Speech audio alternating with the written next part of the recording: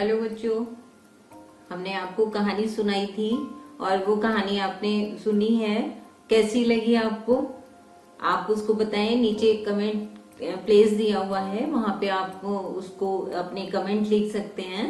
और मैंने आपको बताया था कि मैं आपको नई नई कहानी सुनाऊंगी, तो आज फिर एक कहानी आपको सुना रही हूँ और उस कहानी का शीर्षक है एकता में बल। बहुत ध्यान से सुनेंगे आप इसको। एक बार बहुत सारे कबूतर उड़ रहे थे और उड़ते उड़ते उन्होंने जंगल में एक पेड़ के नीचे बहुत सारे दाने पड़े हुए देखे। गेहूं के दाने थे। तो अब कबूतर क्योंकि उड़ते उड़ते बहुत भूख लग रही थी उनको। जब उन्होंने एक साथ इतने सारे दाने देखे तो एक बार तो उनके मन में आया कि इतने सारे जंगल में और इतने सारे दाने कैसे पड़े हुए हो सकते हैं। लेकिन फिर भी उनको लगा, क्योंकि भूख उनको तेज लग रही थी, तो अपने ऊपर वो नियंत्रण नहीं कर पाए और सब के सब कबूतर जो थे उस दानों को चुगने के लिए वहां पर उतर गए।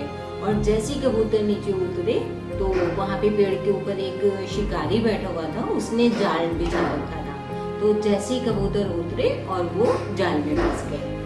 अब वो जब जाल में फंस गए तो बड़े परेशान हुए। अब उन्हें अपने इस बात के ऊपर कि हमने थोड़ा सा लालच कर लिया और हम नीचे उतर गए और अब हम जाल में फंस गए, एक दूसरे को जो है वो दोषी ठहराने लगे कि हम एक ने भी हमें नहीं समझाया और हम लोग लालच में आ गए और हम नीचे उतर गए।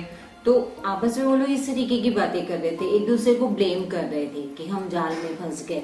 तो उनका जो राजा था, जो सबसे बड़ा कबूतर था, तो उसने कहा कि देखो अब हम जाल में तो फंस गए हैं, लेकिन इस समय हम एक दूसरे को ब्लेम करते रहे और लड़ाई करते रहे आपस में, उससे तो कुछ बनेगा नहीं। ठीक है, तो हमें क्या करना चाहिए, परेशानी के समय में भी हमें हिम्मत से काम लेना चाहिए। तो हम क्या करते हैं कि सब कबूतर एक साथ उड़ते हैं और जब हम एक साथ उड़ेंगे तो हम जाल को भी उड़ा के ले जाएंगे।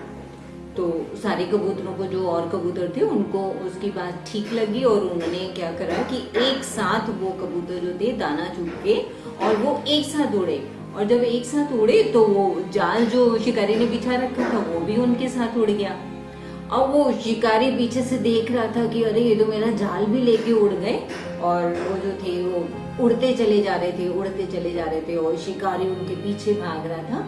और वो ये सोच रहा था कि जैसे कबूतर जहां भी ये लोग गिरेंगे, उतरेंगे या जाल गिरेगा और मैं इनको पकड़ लूंगा। बहुत दूर तक उड़ते चले गए और शिकारी फिर एक बार थक गया और फिर वहां पे वो रुक गया और उसके बाद वो जो कबूतर थे उसकी आंखों से ओझल हो गए। अब उनको फिर वो मतलब शिकारी को वो कबूतर दिखाई ही नहीं दिए।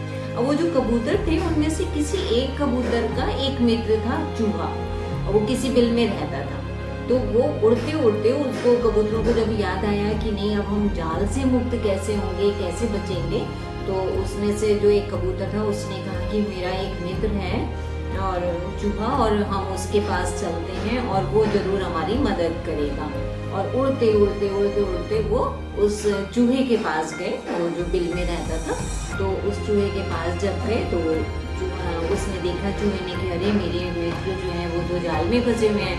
तो जल्दी से चूहे ने आके उनके जाल को काट दिया। और जैसे ही चूहे ने जाल काटा, अपने मित्रों का साथ दिया और उसके बाद वो सारे कबूतर जाल से मुक्त हो गए। अब हमें इससे क्या शिक्षा मिल रही है इस कहानी से, कि एकता में बल होता है। अगर उनमें से इतने सारे कबूतरों में से एक दो कबूतर भी ये कहते नहीं हम आपकी बात नहीं मानेंगे और आपस में लड़ते ही रहते, तो वो जाल से मुक्त नहीं होते और शिकारी के हाथ लग जाते।